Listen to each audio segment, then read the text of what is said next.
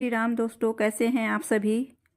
मैं बिहार की बेटी, झारखंड की बहू सीमा आप सबों का ममास ब्लॉग में बहुत बहुत स्वागत करती हूँ।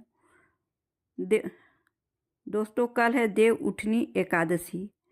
तो कोई भी पर्व पर कथा सुनने का बहुत बड़ा महत्व होता है।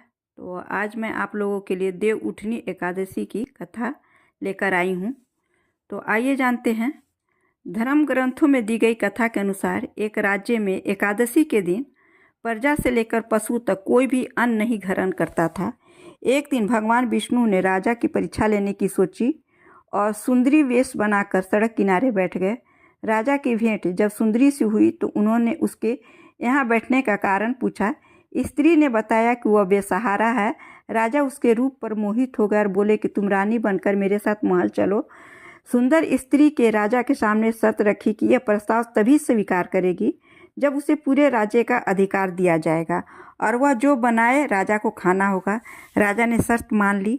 अगले दिन एकादशी पर सुंदरी ने बाजारों में बाकी दिनों की तरह अन्न बेचने का आदेश दिया।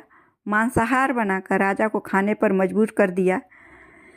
राजा ने कहा कि आज एकादशी के व्रत में तो मैं सिर्फ फलाहार ग्रहण करता हूँ। रानी ने शर्त याद दिलाते हुए कहा कि अगर यह तामसिक भोजन नहीं खाया तो मैं बड़े राजकुमार का सिर धड़ से अलग कर दूंगी। राजा ने अपनी स्थिति बड़ी रानी को बताई। बड़ी महारानी ने राजा से धर्म का पालन करने की बात कही और अपने बेटे का सिर काट देने को मंजूर हो गई। राजा हताश थे और सुंदरी की बात न मानने पर राजकुमार का सिर देने को तैयार हो गए। सुंदरी के रूप में श्री हरि राजा के धर्म के प्रति समर्पण को देखकर अति प्रसन्न हुए और उन्होंने अपने असली रूप में आकर राजा को दर्शन दिए।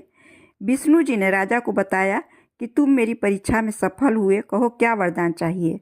राजा ने इस जीवन के लिए प्रभु को धन्यवाद किया और कहा कि अब मेरा उद्धार कीजिए।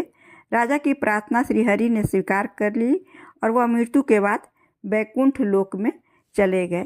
तो ये देव उठनी एकादशी की बहुत ही प्रसिद्ध कथा है।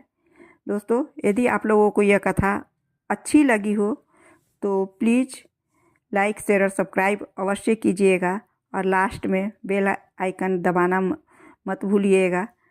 धन्यवाद। फिर मिलती हूँ एक नई जानकारी, एक विशेष कथा पर्व के बारे में।